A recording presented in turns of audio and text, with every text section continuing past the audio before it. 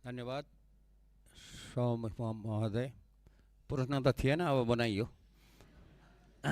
र पहिलो प्रश्न के छ भने म चुनावी सरकारको मन्त्री हुँदादेखि नै यो विदेशमा बस्ने नेपालीहरूले अस्तिको फागुन 21 गतेको चुनावमा पनि भोट दिने व्यवस्था मिलाउनु पर्छ भनेर धेरै कराएँ।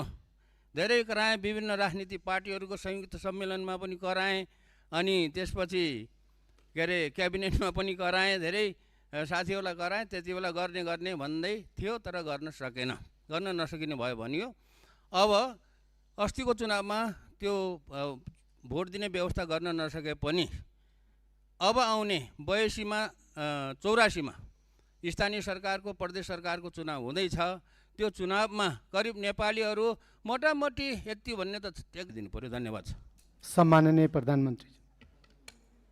सम्माननीय सभामुखज्यू, मान्य सदस्यज्यूले राख्नुभएको कुराहरू उहाँहरूको इन्टरिम गभर्मेन्ट हुँदा पनि उहाँहरूले उठाउनु भएको थियो। त्यसमा एउटा समस्या चाहिँ के छ भन्दाखेरि विदेशमा रहनुभएको नेपाली दाजुभाइ दिदीबहिनीहरूले भोट हाल्दाखेरि दुईवटा उपाय रहेछन्। एउटा चाहिँ एम्बेसीमा गएर भोट दिने, अर्को चाहिँ मोबाइलबाट भोट दिने।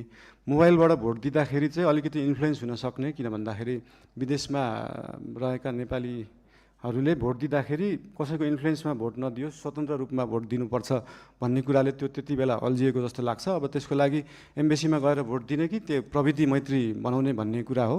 यस विषयमा चाहिँ नेपाल सरकारले छलफल गरेर आगामी चुनावमा के कसो गर्न सकिन्छ यसको लागि अध्ययन गर्ने नै छ। र बाँकी त्यो सूत्रको विषयमा हाम्रो विज्ञान यो आइटीका मन्त्रीज्यूलाई यो सम्बन्धी सुन्नु नै भयो होला। उहाँलाई चाहिँ यो सम्बन्धी तुरुन्त व्यवस्थापन गर्न निर्देशन पनि दिन चाहन्छु। हस्, धन्यवाद।